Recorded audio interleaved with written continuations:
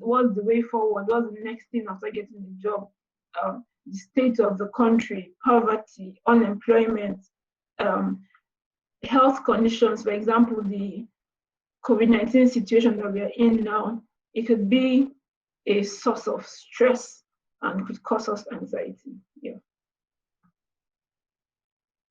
Okay, I think at this juncture, may welcome contributions from people who may want to mention one or two things that they feel like are reasons for people to be anxious. If they feel, does anybody want to like weigh in to say I identify this or that as stressors for a Nigerian?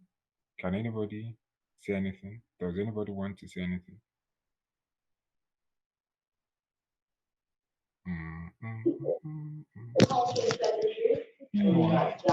Okay, hi. So this period of the pandemic, for instance, lots of persons have been financially hit in terms of job security, what's to happen after now. And so I believe those thoughts could be sources of anxiety for such persons. Then in addition, something's happening currently now, at the initial stage of this pandemic, everyone was on the lookout, watching out for what to do, what not to do, observing a lot of precautionary measures. But I went online today and someone was asking the question, please, how come nobody's talking about social distancing and anything anymore? Like, is Corona over? So for me, I think that in itself is, well, I don't know if to call it an appropriate response to the pandemic, but a lot of persons have now, okay, I think COVID is here to stay. We may as well just lead our lives. Yeah. Personally, I feel that leading our lives in that manner may stir for some a reason to be anxious, because as much as we'd like to lead our lives, everything is going on as usual, there are people who would still directly be affected by this, you know, and may not get as much support or empathy as they probably might have gotten some previous weeks back. Sure. Yeah. I think that's the Yeah. contribution I'd like to make. Sure. Thank Yeah, you. I That agree. that is very, very important. Mm-hmm. We should bear that in mind because the entire COVID-19 experience has not been a very pleasant one for a lot of us. And Mm-hmm. even for people who stay in more stable environment, COVID-19 has also been a huge source of stress for them. Mm-hmm. You get what I'm saying? So all the news that come, as in this is a very stressful period that if you are not careful, you could literally buckle under the weight of having to always worry about the next what do you call it, statistic, where are they dying now, um people are in, all those stories. And this, I think this talk we're having today is very pivotal, Mm. very Myself pivotal and too. important. At the beginning of the pandemic, I too was having this level of stress you're talking about now. I was practically on the internet every single time. My the Corona.help thing was open 247 on my phone. I'm checking what's going on, how many people have died here, how many people have been contaminated there. It was like next level stress. It was a mess. So yeah, I could really relate to what you're saying. The way I dealt with the stress myself, maybe we should even talk, because the next question we want to talk about is other things that could make a person stressful. But then maybe Mm. we could just say, how can you work out the COVID-19 stress? For me, although my perspective has been quite fatalistic, but I just shut down everything. Like I don't care about the news. It's like they're obsessed with the whole COVID-19 thing all the time. Yeah. Every particular news channel, they have something to say on COVID, from NTA to CNN to BBC. I just shut out. I just look for something else to listen to, because is it here today? Is it there tomorrow? Is it here? So probably you should tell us how you overcame your own COVID-19 stress.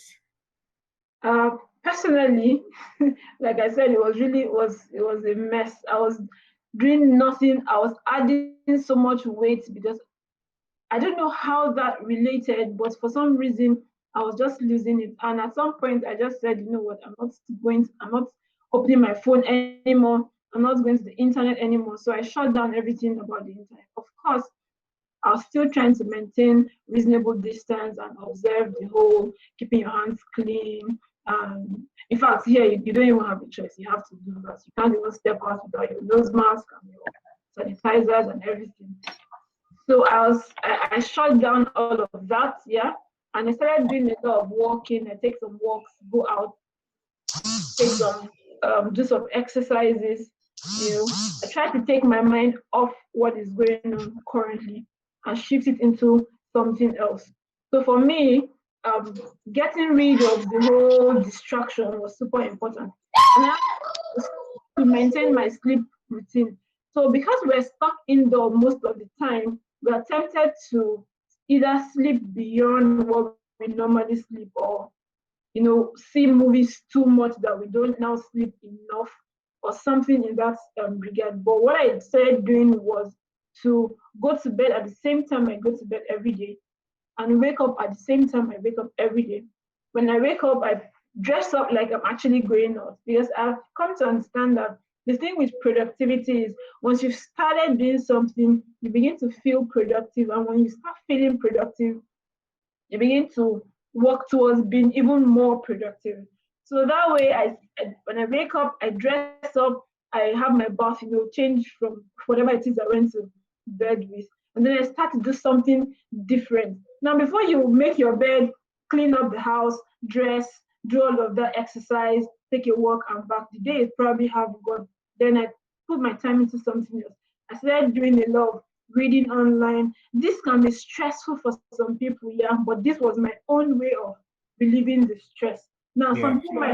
for some people, it might be another form of stress entirely. So I would say to do the thing that doesn't give you stress. So if it is listening to music that takes the stress off you, beautiful. If it's to talk to people, yeah, I was talking to a lot of my friends, talking to my family every single time as much as I could, because we are disconnected physically, yeah, but we still have to stay connected emotionally. As humans, we are meant for relationship, constant relationship. So if we don't have that interaction one way or another, we're just going to be a complete mess. It's even going to show even our physical appearance and the way we behave. We begin to be maybe a bit more aggressive, like you said. I know. So for me, I was keeping in touch with a lot of people, keeping in touch with my friends, doing things that would take my mind off the stress. And like Precious said the other time, at some point I even forgot that we were in the corona period. Like I, I can't even remember it. When somebody says, "Ha, no, this thing is going on here," I'm like, "Oh, that's true. That's true." So for me, it's to take away attention from the current situation that we're in now and shift it into something else. Because our minds will always be occupied. The mind does not give room for void. It will always find something to keep itself busy. So since we are trying to shift our attention from the situation that we find ourselves in, it will be a great thing to keep our minds busy with some other thing, with whatever it is that you can keep yourself busy with that will cause extra level of stress. I was also doing gratitude journaling. I started doing that about 2 months ago, where every day I write down a few things that I'm grateful for. Very little things, things as simple as having the internet. I wrote in one of my journals, I said I was grateful for the internet. It's very lousy, it might sound really lousy, but for me it's quite helpful, so that's such that when I feel down certain times, I can go through my journal and see some things, and I'm like, okay, yeah, this is good, this is good, this is good. It also helps boost that level of that excitement a little bit. It's okay, this good news is good for our system. It's good for even our mind. So even if we read the good news or we hear the good news, it helps us. It helps our mental state one way or another. So for me, this is how I've been able to manage my own situation here, and I'm sure a lot Yeah, of thank you. okay. Yeah, thank you so much for that. That was really insightful. Does anybody else want to tell us what could be a stressor for a Nigerian? I can list a lot off the top of my head. I think the first stressor for a Nigerian would be just existing. You know, Just being a Nigerian, being once you are born, on the you're like, road. yeah. And then I find if anyone here lives in Lagos, that Lagos is stressful. Like once I go into Lagos, my mind is hyper active. Like my senses are on the alert. It's working beyond normal. Maybe living in Lagos is another thing. Somebody Lagos, should do a study on that. Yeah. Lagos Does is anybody else have anything else on this?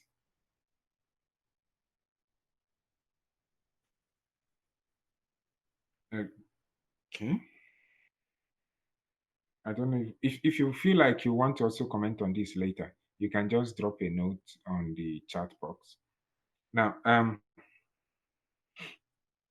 generally for people who are not students, people who I know we are doing a more student focused approach, but I'm sure one or two people here may not be students.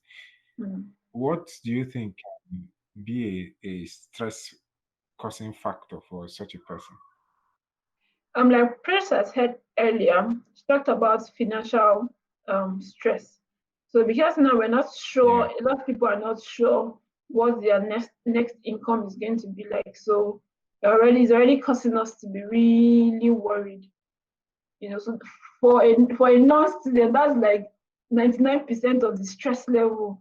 Like what's going to happen? What if this thing doesn't align properly now? Things are just going to go south.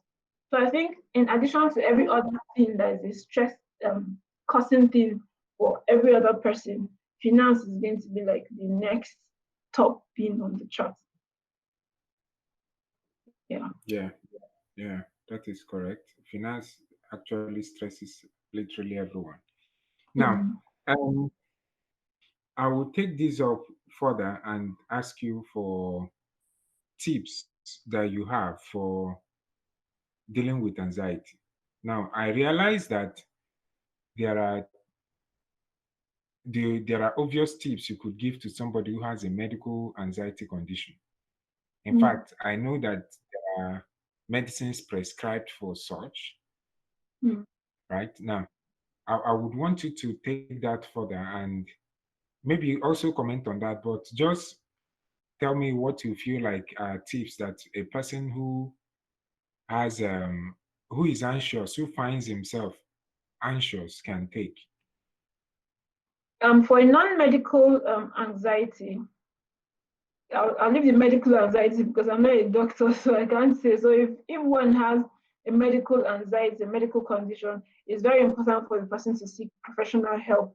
You get, if you see that your anxiety is already going beyond the regular thing.